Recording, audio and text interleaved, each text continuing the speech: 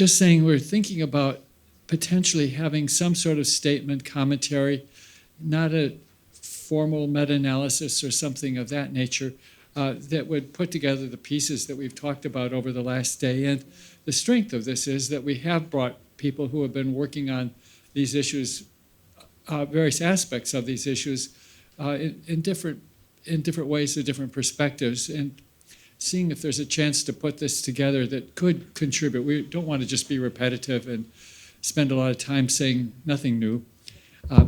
But do we want to focus it, one question is, do we want to focus it primarily on the role of non-nutritive sweeteners?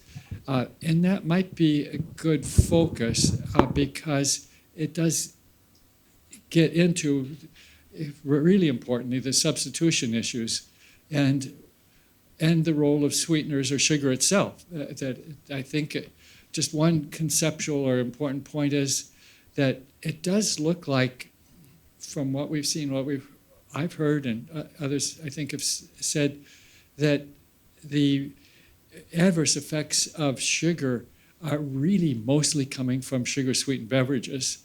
I wrote an editorial when 10 years ago or something, the World Health Organization came out with their guidelines for sugar, and it was pretty clear at that time, looking at the evidence, it was really sugar-sweetened beverages that were driving the adverse effects, and that's really been reinforced by the information that's accrued since that time.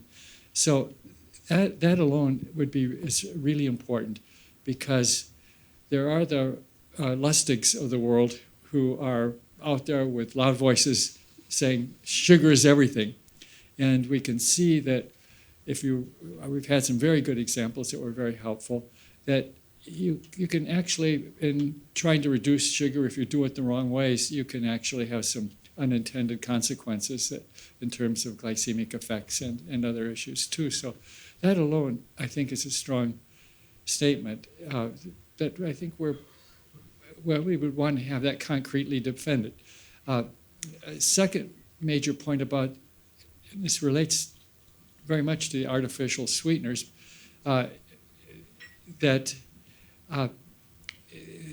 first of all, that they are very heterogeneous. We can't make a broad statement about all non-nutritive sweeteners together, but we do have quite a bit of information about the sweeteners, the artificial sweeteners that are used in sugar-sweetened beverages. That's mostly where our literature is coming from. And it does seem quite clear that they don't have the same effects with disease outcomes, and they don't have the same adverse metabolic effects as does sugar. So as a substitute, it seems to be pretty much all on the side of benefit, non-nutritive sweeteners used as beverages to replace sugar-sweetened beverages. But beyond that, the benefits are not so clear, and it may be that a more nuanced role, an explicit role for their use. And also a caution note that we still don't have all the information on long-term safety that we'd like to have, and we should continue to try to look at that. But we have very good information on the long-term effects of sugar-sweetened beverages. So even if there are some adverse effects that emerge with time with some of these artificial sweeteners, they're almost for sure not going to be as bad as the adverse effects of sugar-sweetened beverages, which are just huge and clear and widespread. My takeaway from what we heard today very broadly was around those points that I don't think are clearly stated or understood in the nutritional world very much. So one option, just to throw it out for discussion, would be to have a commentary review, a narrative review, pulling together the available data that would state something like that. A very practical question is who would do it? And do you want to briefly? David and I said we need somebody else to take the first step, to take charge of that if it's going to be done. So I think we do have an opportunity. So we have two rapporteurs that are here for that reason that presented new data too, which was Sabrina, who's been taking furious notes and who contributed a lot of the data on both on the low-calorie sweetener side and the sugar side, and Tosif Khan. So they've agreed to lead it with the group. So this is a consensus of the group, but they could at least cobble it together and then coordinate with the membership through the iterative process of hopefully not too many emails and too many iterations to get it in a position where we could actually send it out.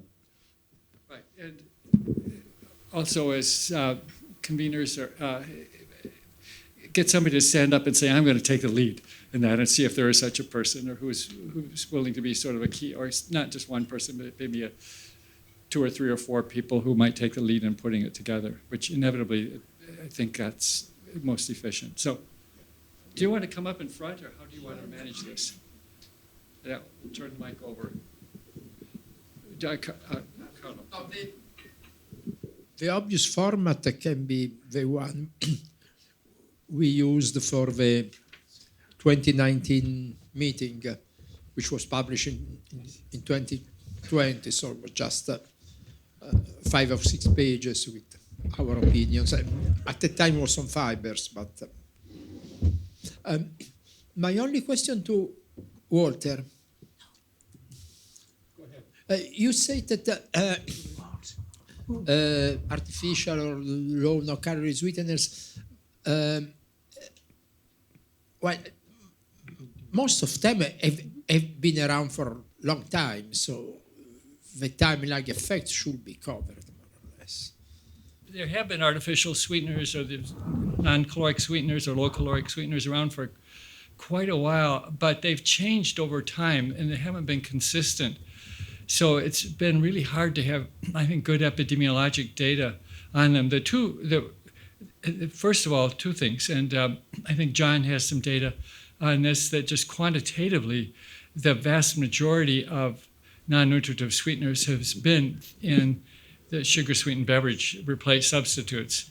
And in those beverages, it's been just 2 of the artificial sweeteners that account for the vast majority.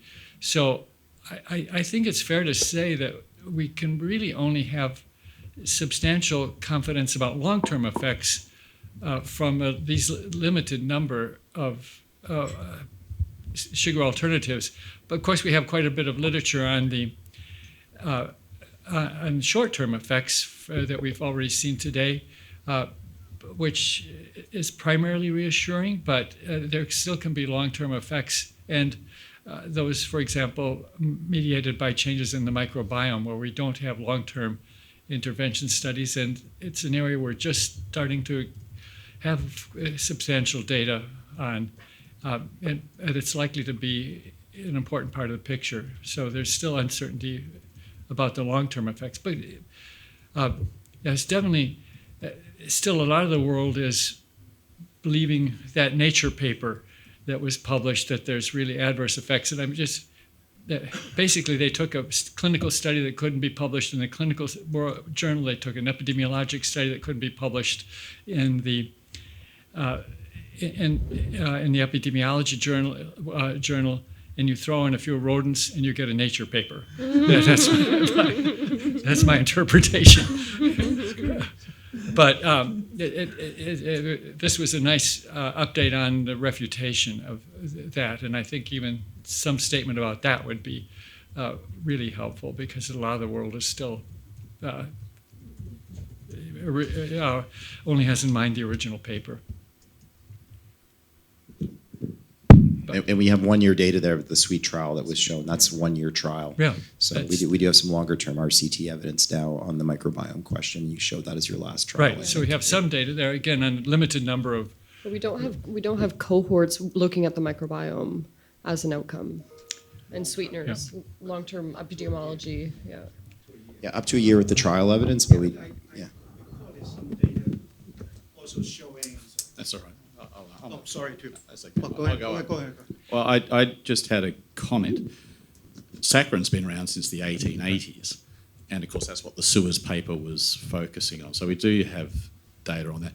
And I was speaking to, I think it was Victoria from the International Sweeteners Association. They do have data on what sweeteners are used where globally. It would be useful to have that to inform some of what we're doing because, she was under the impression that certain countries were having substantial amounts as tabletop sweeteners and in pharmaceuticals and supplements. So it's not just intensely sweetened beverages in all parts of the world. It depends on where you are. Right, but lining those up where we have the good epidemiologic data is an issue that's part of the problem. We didn't, going back to the 1880s, we didn't have epidemiology. Right, but I do wanted to, so just follow, Gabriele and I were just chit-chatting about that 2006, the WHO expert panel on dietary carbohydrate, when this issue also then were brought up. And then I think the WHO, if I remember correctly, the most recent guideline are by the whole gang except the two of us are not there. And it's still the same old folks on the committee. It was the WHO New Gag committee that came up with that. So it's, Right. I think it's Jim Mann. Yeah, and the whole, Jim yeah. Cummings So, and- but I do wanted to mention aside from the long-term, as we already discussed, the long-term observational high-quality prospective cohort studies are lacking with direct outcome measure, with the exceptions of the Harvard cohorts in the field. There are some studies, also observational, if I remember correctly, that make some out of Europe, make some connection with preterm birth. I just want to throw it out there to double check. Now, those are also observational, quality may not be high, but that is actually a very important concern. And I think that's what led them to say among some high-risk population, advising transient use of this kind of sweeteners. That's my. I just wanted to throw it out. Obviously, there's no trial, to my knowledge, that have directly looked at that or even possible look at that. And that's the reason why I wanted to make sure we be careful to make more definitive statement, but rather at least put in suggestion for long-term prospective cohort, the importance of doing this work. Yeah, and that good point about acknowledging pregnancy, lactation is particular areas of concern where we don't have much data. It was obvious from some of the data that was produced that a lot of these are J-shaped curves, so that the very high intakes, there are problems. But there was also, it was probably Karen's data, which showed a J-shaped curve for sugar intake as well. So it's these very, very high intakes where there are problems. I think that was really the sugars, not the low-calorie sweeteners. I thought some of the low-calorie sweeteners also seem to, the really high intakes. Well, I did show one study there, like at 4 servings a day, a little blip up. Yeah. Yeah. In general, low-calorie sweetener, we don't know the intake. The only way we can actually measure intake is by looking at the beverages and looking at the number of servings. And for sugars, we know how much grams it is, so it's much easier. And we have also shown the J-shaped curve for total sugars and fructose and sucrose also. Coming back, I think I agree with Walter here that we should focus on where I think the major controversy is. I don't think the lactation and pregnancy, I don't know if we need to add that point. I think we should just focus on adults and not even talk about children at the moment. And in adults also, the major issue is the SSB intake, the higher intake of SSBs. And there is, so in the WHO guideline, they said that there is no long-term benefit of sugar-sweetened beverages, low-calorie sweeteners. However, they didn't look at substitution, but also they ignored, only looked at trials and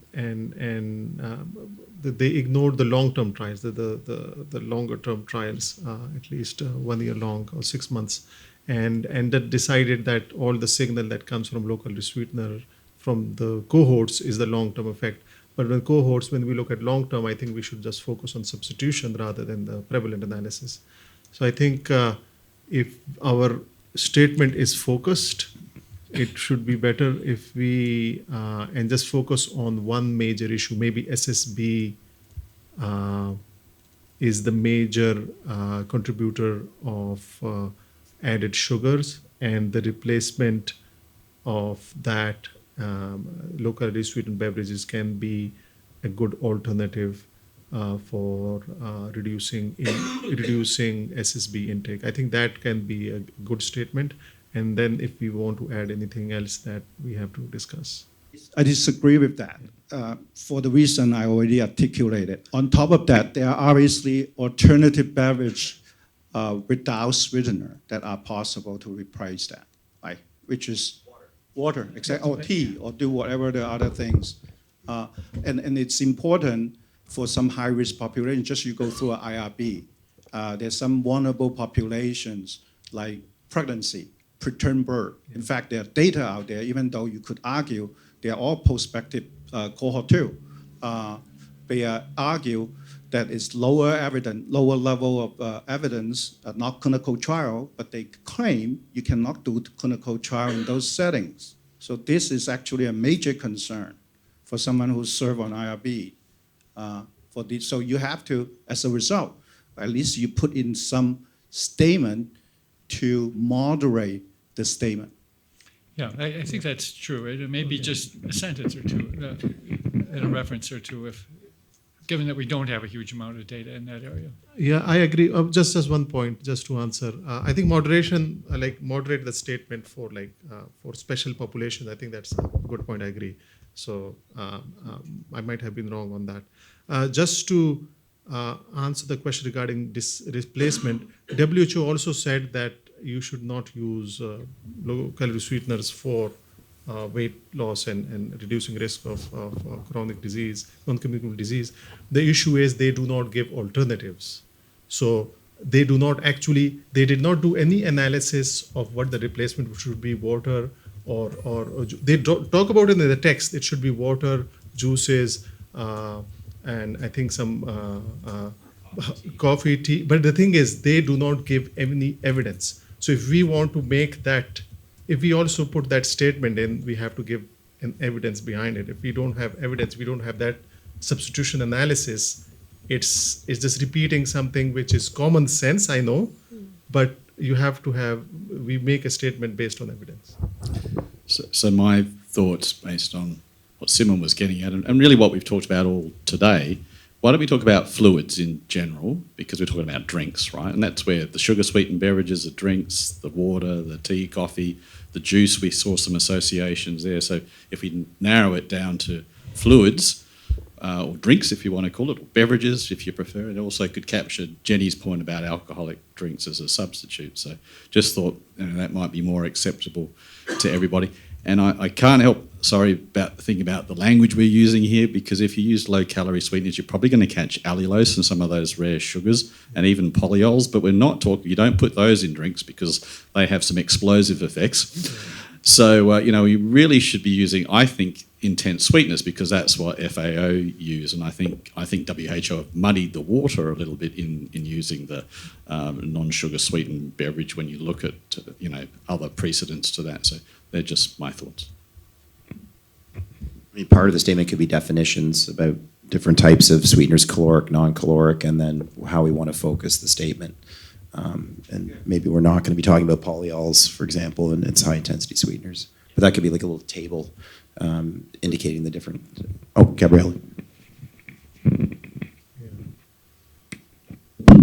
I think we should also make clear the group of people to whom this type of beverage would be advisable, because it should not come out from ourselves the message that we are referring to the general population. And most of the data have been shown refer to the possibility to substitute one beverage per day with sugary sweetened beverage with non-sugary sweetened beverage. So we are talking about people having one portion per day of this beverage. In this case, particularly in the presence of overweight or in the risk of overweight, which is in any case very present in the general population, one should consider the possibility of this substitution.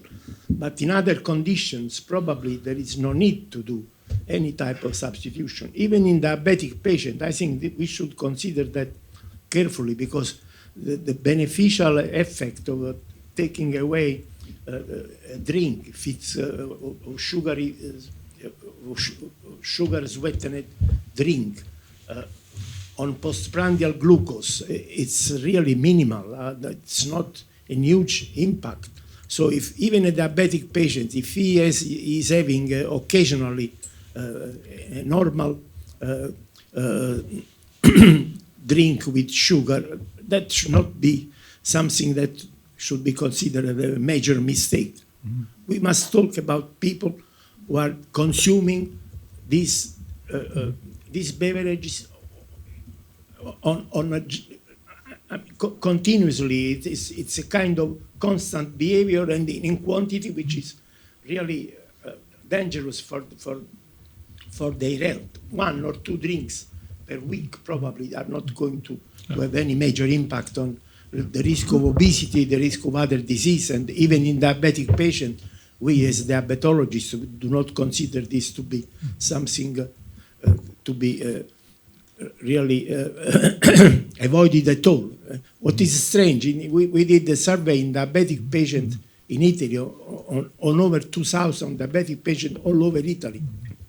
The only message that was really implemented by these people was to avoid sugar and to restrict sugar in a very almost completely from their diet. All the message about all the other aspects, considering fat or starch and so on, was completely neglected. They were behaving exactly as the rest of the population. This is only one thing, sugar.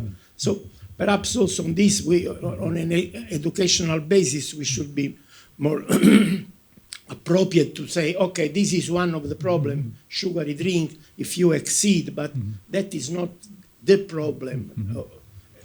And therefore, we have to attack it and completely delete these drinks from your habitual consumption.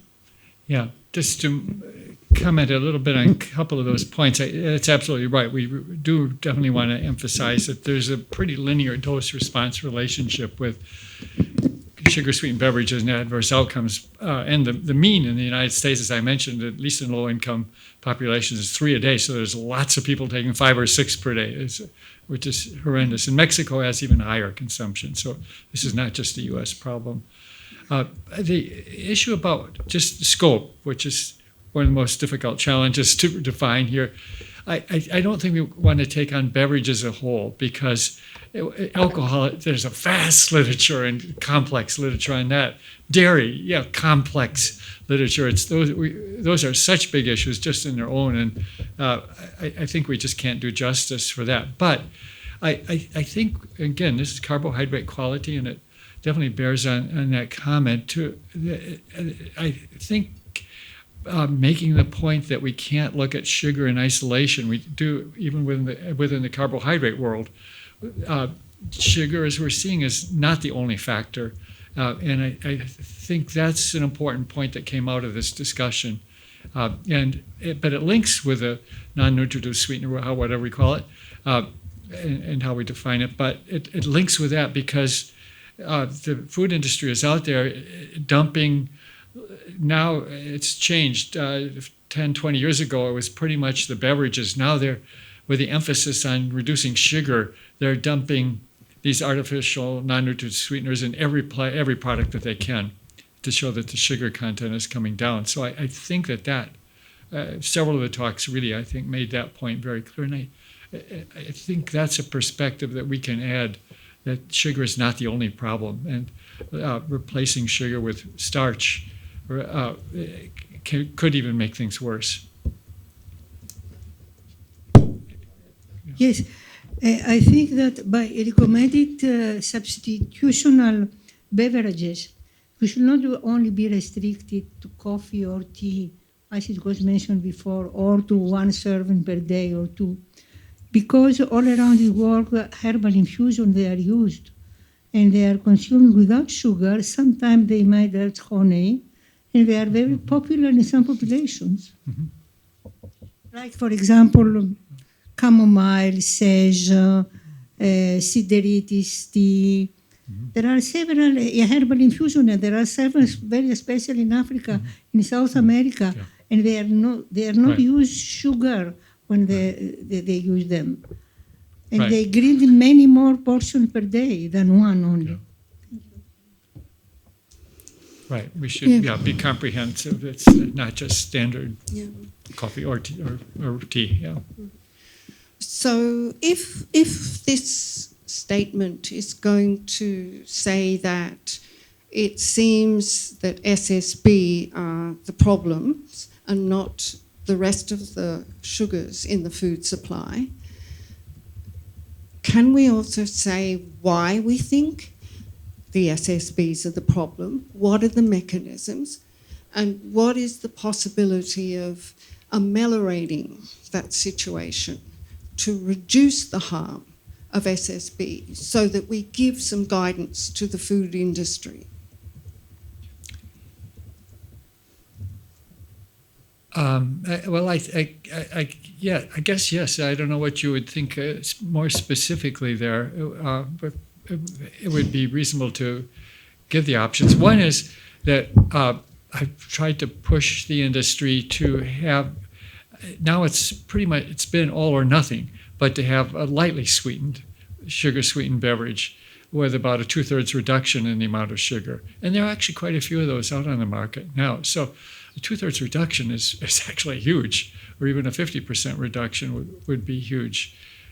So we might mention that as one option. And well, if we also talk about the possible mechanisms, right. the fact that it is the glycemic effect, that it is really a glycemic bomb, for want of a better word, and that it's associated with inflammatory responses. Can we say that empty calories are not ideal in any form? It doesn't just apply to SSBs, because you're consuming something that creates inherently in the mitochondria something that's really challenging, a lot of glucose going in very quickly, and all those oxygen-free radicals need to be quenched. And there are substances that occur naturally in foods, in plant foods, like their colours, the orange colours, the carotenoids, and the vitamin C's and everything else that could go naturally into these drinks, instead of what we've got, which is an empty calorie.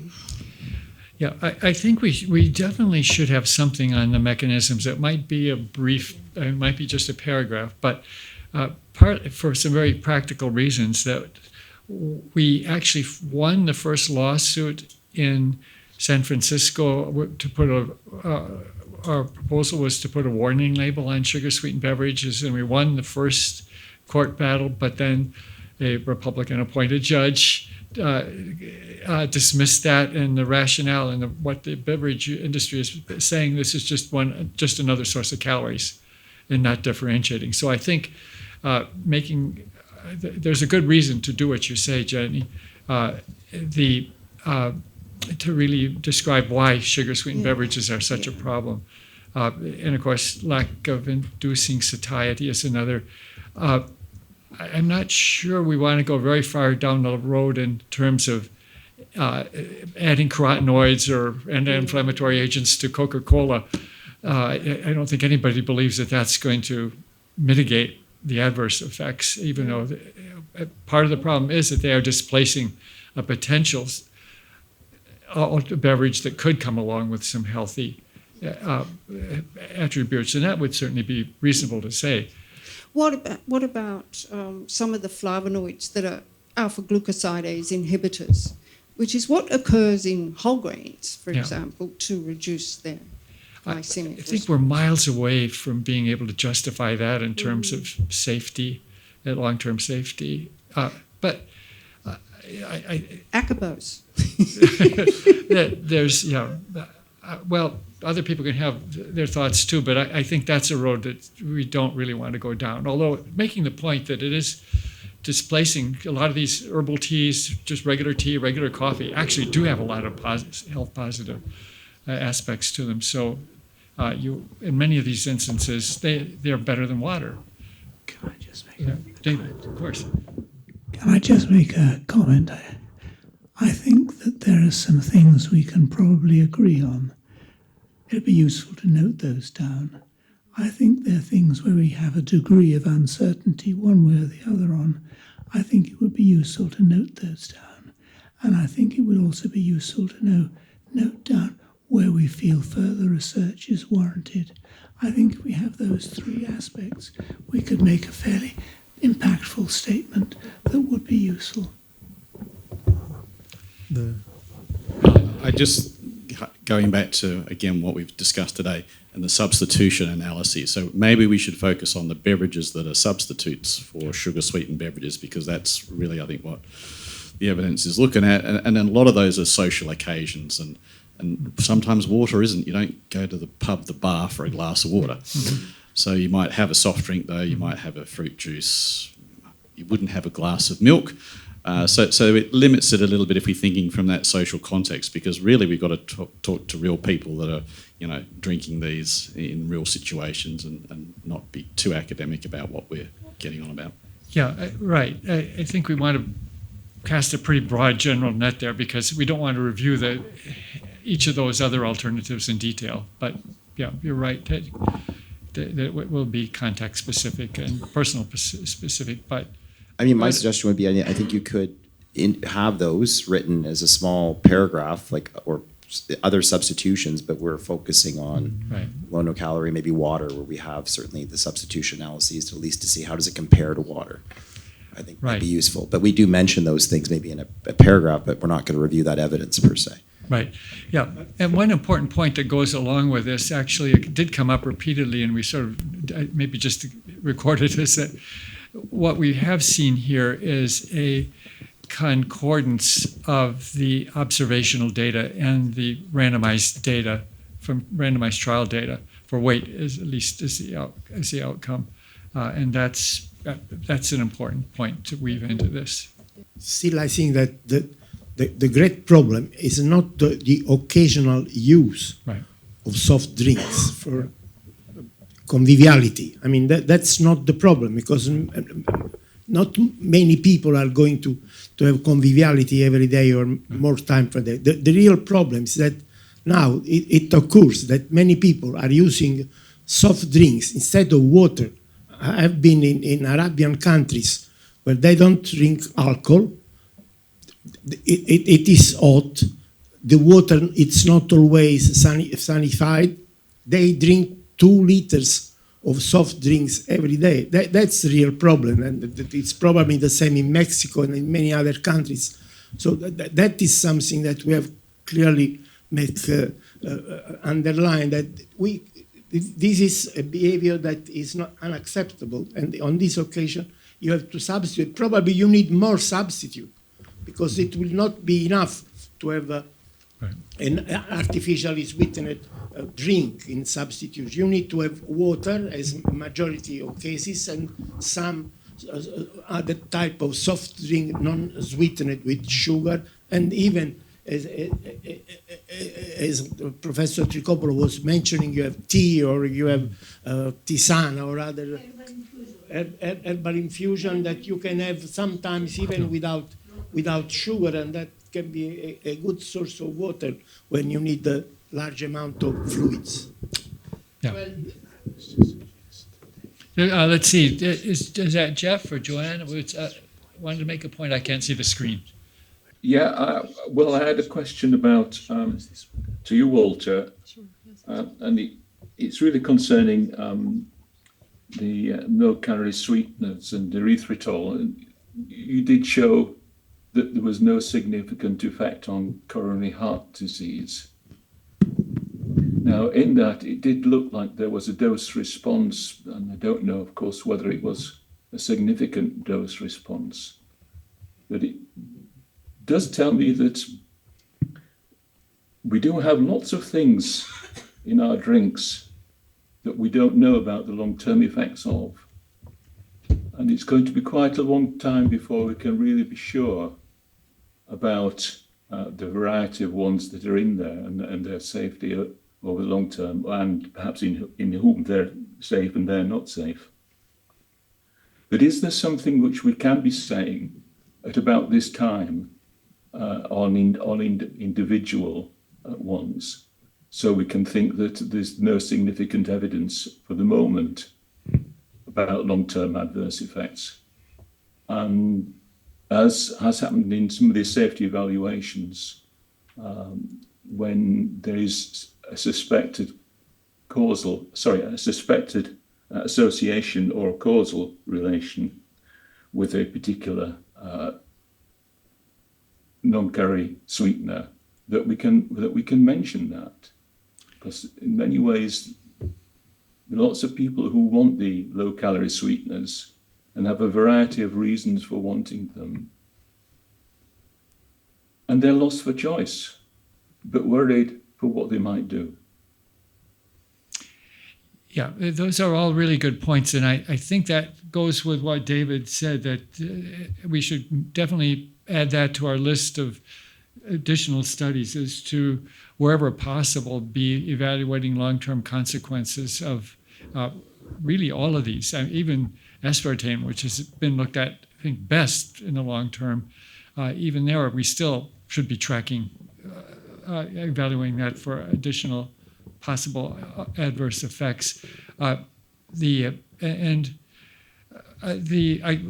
main point about the erythritol was that that seems to be maybe even misleading, that there has been a hint of an association, because that was not due to intake of erythritol. It was presumably endogenous synthesis of it, which we have to be really careful with these metabolomic signatures looking at metabolic diseases, because you can have, like diabetes, there are adverse metabolic changes decades before you cross that line and become a diabetic. So some of these biomarkers need to be looked at very carefully too. That was just a little bit of an aside there, but the general point you're making is very true. It wants to be kept as much as possible in the science, because there are legal reasons not to be pushing any of these things as being unsuitable, for example. Right. But we could do, at least from the safety point of view, say that there are questions. Right. Yeah. I think having a strong note of caution here is important. And even, of course, there's many of these are natural, so-called, but being consumed or added in very unnatural ways. So we can't just assume that natural means that they're healthy. We weren't going to address the sugar alcohols, I thought we said. Well, they're not used in beverages Yeah. or in formats. Well, we should have some discussion about that. I think because we're partly going to say they don't seem to really have a role in the non-beverage applications, but I think that is really there is a big issue, and there's reason to have some concern there. And I think even emphasizing the uncertainty about the long-term implications, because part of what's going on, what we see is that the beverage is that's where the action is, and that's where there might be a role. But what's going on in the real world is that they're being added to everything. A lot of keto products and low carbohydrate products now have erythritol and sorbitol. Yeah, so I think that's a decision for us to make, but different format, solid format. Yeah. I've heard things today that really influence my thought about that, and it seems like not excluding that would be helpful. But I think it's important to acknowledge the endogenous pathways, because we know in people with diabetes that was a pathway that was upregulated and linked to a lot of the microvascular complications. So the upregulation of the pentose phosphate pathway with production of sorbitol and erythritol. So the endogenous pathways, I think, are really important to highlight here, because we don't know, and especially if it predates the actual appearance of these in the food supply. Can I just make a suggestion? Thank you, John. I think we've got a discussion that could go on. And I'm really conscious of the fact that we, as we would say in Rome, tempus fugit. And I think, I don't know what it is in Greek, so please don't ask me. But I think it would be useful if we all put down in a few sentences what we felt we knew. Sabrina's very kindly agreed to bring in Tosif so that they would accumulate and coordinate them into a section of what we think we know. Then what do we think we almost know, or perhaps know something of? Put that down. That's the more questionable part. And then what are the questions that we feel need to be addressed? I think if that was coordinated by Sabrina and Tosif and then sent round to everyone, that would be an initial sort of way of dealing with things and allow discussion of individual participants in a personal fashion. If one disagreed with a statement that was said, this is what we know. And I think then we could get to something very reasonable relatively speedily, relatively. And can I just clarify too? So originally the thought was there would actually be two statements, because we started a sugar statement, and Marianne Haas, student, very kindly took an effort, and we did some revisions last time, and it didn't get any farther because there was, I think, a need of many more revisions. So we could imagine still to, I think, have a sugar statement that gets at foods, patterns, nonlinear relationships with, sugar sweetened beverages being the sort of the dominant target. And then we could have a statement on low and no calorie sweeteners per se. And sugar sweetened beverages may be the focus and what we're substituting. But I think if you had two statements, you could get at more of those other foods that might be part of it. And then we could have the same statements you're talking about, David, in terms of what we know, what we need to know. John, I think that's absolutely right. I think if you've got something... Because there's a lot of ideas here, but I think maybe two statements. Go with it. That can be circulated. And then we create something that comes from the group, as it were. And they review, and we come to an agreement. So you've got two sets of something that you've almost got, and something that we can create. So here's my proposal. I've been taking notes all day, and I can put up a little document for sugars, what we know, what we need more knowledge on, and then future research, a similar type of template for low and no calorie sweeteners, and then share it with the group for your thoughts and feedback. So they can populate it with exactly. to David's point with their thoughts. Yeah. Exactly. But perhaps also to include some type of recommendation in relation to what to do with. Absolutely, I think that would be where we actually have agreement. Yeah. So when we've got agreement, then we can come to conclusion.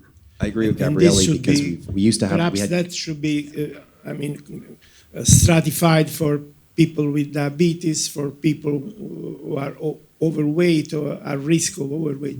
And in particular, for overweight people, I think we should be very clear that if you want to attempt to lose weight, you cannot concentrate only on sugar. You have to a broader attitude, a broader strategy, indicating which food category should be primarily reduced. So certainly not fruit, not vegetable, certainly not all grain, but particularly refined grain, sugar, and particularly sugary drinks. And in this context also confectionery. I mean, even if there is not very strong evidence of possible damage, but they are a source of calorie. And even confectionery and sweets in general, if you are starting a strategy to lose weight, it goes together with 5 or 6 food groups that we consider should be reduced, while there are some food groups that instead, even in the context of a weight-reducing regimen, probably should not be changed. Can I also recommend, like, because we are dividing this into what we want to, what we agreed on, what's the uncertainty, and then future research or recommendations.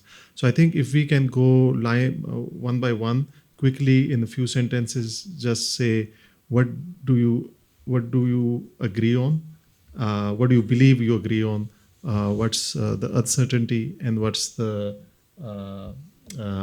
recommendation. This way, anything that we missed, we can write down. And those who haven't spoken can speak. I think that can be one way.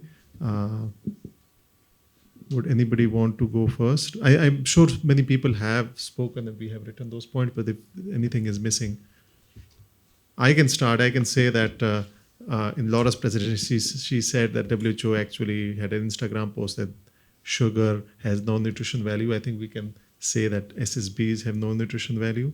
So then SSBs, because they don't have any, they're empty calories. So that's what we also agreed on. And the main thing is substitution work shows benefit. And then uncertainty is because of the certain special populations we don't know the effects on them. And the recommendation is that for sugar sweetened beverages, those who want sweetness, locally sweetened beverages are an alternative for reducing risk of for lowering calories and possibly long-term weight change or reduction of chronic disease risk. But also, water is the preferred beverage. So that's my points. Can I just ask a quick question, John? What sort of timeline do you see? What sort of timeline would we have to get this? Well, I think we could think about our previous statements, and I think traditionally they've taken about a year. Yeah. So, I mean, I don't think we're trying to rush it, but the idea would be there hopefully some initial enthusiasm. We can get some feedback, and then I think Sabrina and Tosif, with some focused feedback, can start to build something, and then we can start to. Maybe in a few months, we're going to have more of a document that can be circulated. That's good. That's an excellent timeline. I think in that case, we don't have to go through a quick one that Tosif wants to take everyone's questions. No, I think people can provide that written if they want. I think let everyone write in what they've got, and Sabrina can then correlate these together, and then we can have them again sent round to us. Yep. You can make a little addition or deletion where you think you said something that's already covered, whatever. Get something focused. Yep. Does that make sense? Good. I mean, my suggestion too would be, I think where we already have some public health statements where we agree harmonization is important to prevent confusion. So if we still think 10% is a reasonable cut point, then maybe we could support public health guidelines and clinical practice guidelines in a way that doesn't look like we're departing and confusing the consumer. And then I think, maybe some statements that get into the nuance that it's sugar-sweetened beverages and replacement strategies, maybe not fruit, some very positive statements about where sugar may help with the intake of fruit or whole grains, yogurt. John, can just for clarity here, that as you mentioned, there is a draft document that's not quite finished on sugar, and would the best way to go be to try to complete that as a separate document and then have a separate one, given that, and it's a really important starting point, is non-nutritive sweeteners or artificial, whatever we're talking about here, non-nutritive sweeteners. I have a separate document on that would be sent at the same time or later? Around the same time, I think, and I think it's important to have both because I think messages may get lost. So I think Marianne gave us a great start. A lot of edits are made for members. I think that'll be shared with Tosif and Sabrina as a scaffold or a template to build and add anything new and maybe this new structure that David suggested. And then I think having a parallel statement on low no calorie sweeteners and their role then in sugars reduction, I think would be useful. Just to clarify, otherwise I think the story may get lost. Right, And I they think, really are and we already have, synergistic. as you've seen from the guidelines, some competing messages, I think, and confusion already for consumers. Could we refer briefly to the refined starch? The role of the refined starch? Or no? Or even to mention that in the future we are going to deal with this issue? I think you could do it in terms of reformulation strategies, and in the sugar statement, I think we already had that there, those substitutions. So I think, and I think that's come up as a concern in Laura's presentation and Karen's presentation, that where refined starch is the substitute, you're not seeing any benefit, potentially harm. Yeah, but to go into it fully, and because you couldn't deal just with that, you'd have to want to look at all strategies for lowering glycemic index or something more broadly, I think. But if to go into it, deeply, but mentioning it in the way you describe would probably be good. I mean, that's the way the trials were also organized. So you have that direct evidence, isocaloric substitutions with starch, with glucose, because some people think non-fructose sugars are the answer, using like rice sugars that are just pure glucose, very glycemic. I think we have a lot of those comparisons. So I think that's just the way the trials were designed. So I think we can talk about the evidence where we have it and where we don't, I think is important.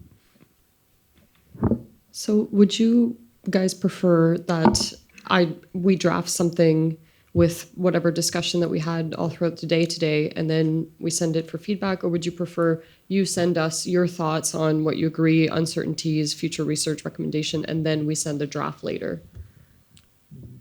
I think it would be better if you could send something first. Otherwise, you'll get a lot of repetition to try to collate. But I still think, to David's point, it's valuable if people have things right now, really important points, that they should send those so that they get incorporated. Yeah. But then I think we review a document that Sabrina and Tosif put together. Does the sugar document, would it complement this document? If that is true, then we would need to see the draft of the sugar document. So, We'll share that. It was circulated, and we'll get the last version. And we'll update that too. So we're updating both in parallel. Sugars and low calorie. Okay.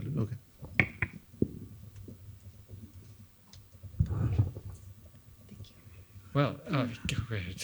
So just to be clear then, so we're going to put polyols in with the sugar statement, and then we're having the intense sweeteners in a separate paper. Is that what we're thinking about? Yeah. That's open for discussion. I was thinking of not restricting it to intense sweeteners, but putting it in with the sugars doesn't seem quite right. Whereas intense sweeteners don't have any calories and they don't provide any bulk, so they need bulking agents. So there's different applications. They're used as sugar alternatives or substitutes. I think that's. But you don't put polyols in liquids because it causes. Right, but they're used in laxative sugar substitutes for the non-beverage. Solid foods. Yeah. So we probably don't want to say a whole lot about them, but if we are going to discuss alternatives to sugar in foods, in addition to in beverages, then I think they would go in the second document. The sugar itself, I think that's a big enough topic, and we have something already started there. So, at least off the top of my head, that would be the way. Put them with a second document. Yeah. I propose we use the Codex Alimentarius groupings of caloric sweeteners and non-caloric sweeteners, right? Like polyols would be in caloric sweeteners. If we name it sweeteners, because sweeteners, when you say sweeteners, doesn't include sugars. Like I still think they're used though as an alternative to sugars. They are. Yeah. Yes, they should come under. They should probably be part of the sweeteners, but I think they just have to be separated. Sugar alternatives or something like that. General public doesn't understand the difference, so they would consider polyols such as. Yeah.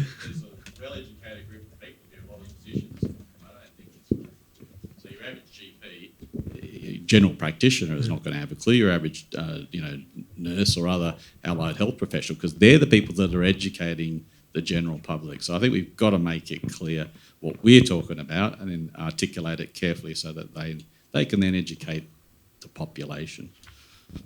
Yeah, when the erythritol controversy started, a lot of newspapers were like, they were not separating artificial sweeteners from erythritol.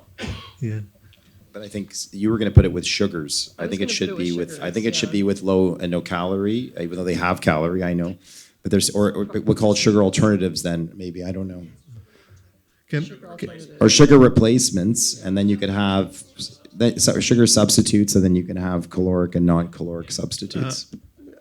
Circling back, I think initially, at the start we discussed we will define these things. So should we define, because these definitions they'll go forward in ICQC and we'll be using them in the future also.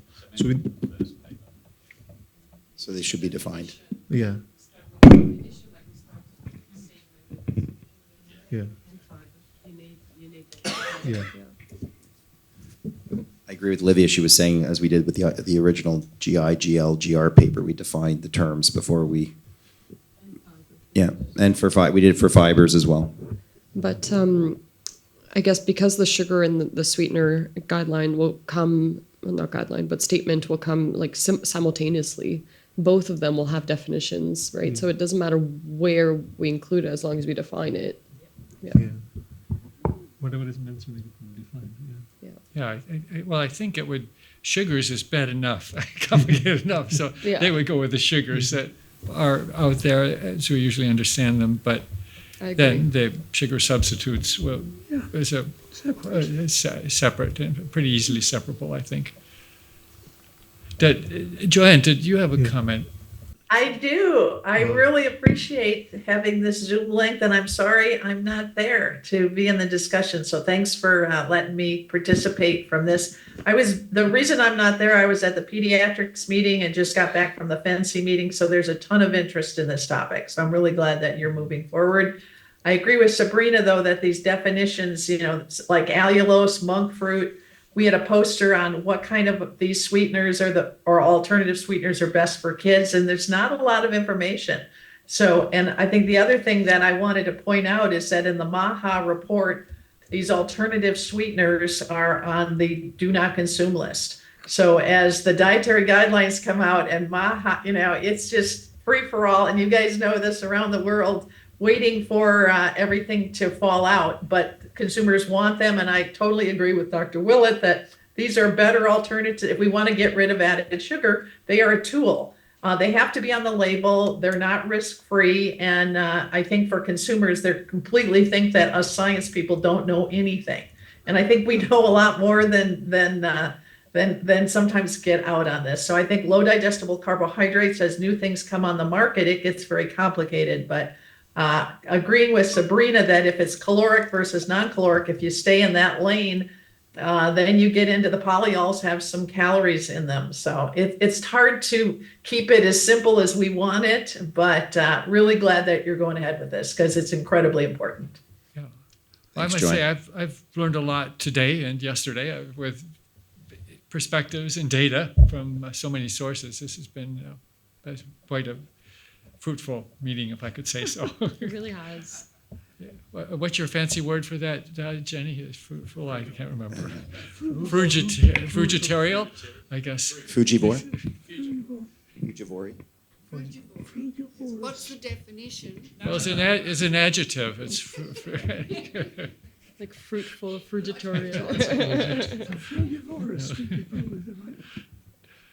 Any other last words of wisdom before we move on? Thank you, our team here. I just wanted to add too that the sugar sweetened beverage market is alive and well, and they're putting fiber in, they're putting protein in, they're putting bioactives in, and to make it, it's kind of a free for all to try to put things in categories.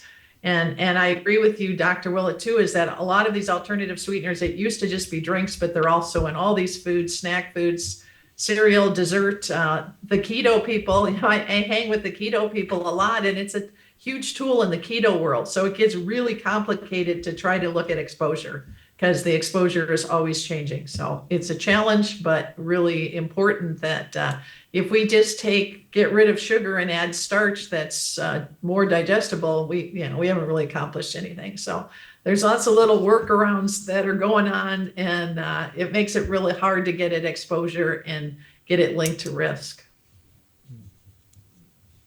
Yeah, absolutely. Thank you, John. That's the real world that you're talking about there, which is sometimes like to dig a hole or something. Okay. Well, thank you. I guess, David, you want to say anything further? Thank you, Walt, for taking over and speaking where I don't have a voice. And thank you, everyone, for all the input. I think I thought this was going to be a disaster. I shouldn't say that, but it's actually ended up being very fruitful. So, thank you, everyone. Maybe if I could just add one other question. If there's anybody else who would really like to have hands-on developing the first draft, I suspect there'd be some acceptance of for sure. that. Yep. So I think this can be an important document that comes out of it. I know everybody's really strung out for time, but anyway, that's just an invitation, I think, to let our team and Olivia know. That would be great. John? We want to be inclusive. I agree. So if anyone wants to charge and be charging with Sabrina and Tosif, then they're welcome to join. We'll certainly be helping to charge and support with them, and David will be bothering constantly, I'm sure. But if there's anyone else, absolutely. Great. Okay. Good. Thank you. Thank you. Well, Livia, did you want to have anything further to say about? I think we can send. I can send the comments to them, right? We can all send the comments to Sabrina and to Sif. And we need to send also Marianne the document, the old document. If we're sending them to Sabrina, could you maybe Sabrina could just send out a note inviting them so we have that email there and a little prompt? I'll definitely send something within the next week for sure. Okay, thank you. No rush. Make sure it's high quality. Okay, all right. Okay, well, thanks, everyone. Thanks.